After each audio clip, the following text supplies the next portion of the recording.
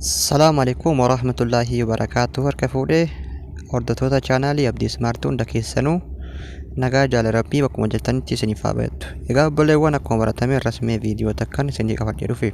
Viidiyoon guyyaa irraa qabadhee isinii dhufe immoo Facebook irratti onlaayinii jiraachuu fi jiraachuu dhabaachuu kenna akka namni nun barre akkamitti godhachuu dandeenya. Lammaffaa Messenger irratti onlaayinii jiraachuu fi jiraachuu dhabaachuu kenna akkamitti godhachuu dandeenya akka namni nun barre jechuudha. Kanaaf isiniif himnisaa nafaana tura namoonni haaraa asxan immoo gama channel kiyyaa jechuudha. Subscribe like gochuudhaan gama maatii kiyyaatti dabalamaa isiniin jedha. Okay, kallattiiwwan gara isin dabarsaa jalqaba kanarraa eegallu kan Facebookaati. Facebook irratti onlaayinii jiraachuu fi jiraachuu dhabaachuu kenna akka namni nun barreef. Facebook keessan irra seentanii koornaa harka mirgaara argamtu tuqaa sadiin tan al takkaaf gattuutan. Erga al takkaaf gattuutanii ol keessanii seetingii privacy ni filattanii itti aansuudhaan seetingii filattan.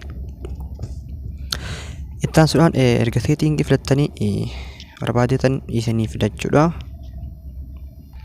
Okay, sana booda akkanatti haala ammaa agartan kanaan isinii fida waan ta'eef ol keessanii jechuudha. Ammas active status iddoo jettan al takkaaf garuu kuttanii amma kiyya irraa cufee jira keessan garuu akkana jira yoo irraan cufin jechuudha.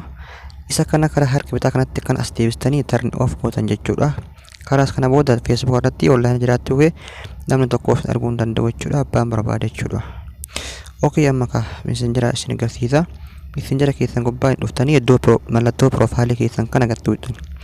Erga tuutanii ol keessanii active status iddoo jettan al takkaaf gattuutanii isin keessa yoo irraan cufin akkanatti jira jechuudha. Isin immoo kana garana as deebistanii irra kan harka bitaatti turn off ni gootan jechuudha. Okay, haala kanaan Messenger illee jechuudha yoo irra jiraattan sa'a 24 yoo gubbaa teettan namni argee isin bilbiluu jechuudha onlaayinii keessan cufama fakkaata yeroo hundaa jechuudha.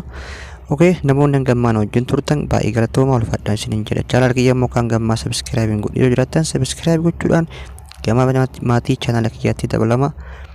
Yeroo taanu viidiyoo biraatiin hanga walitti deebinutti nagaatti.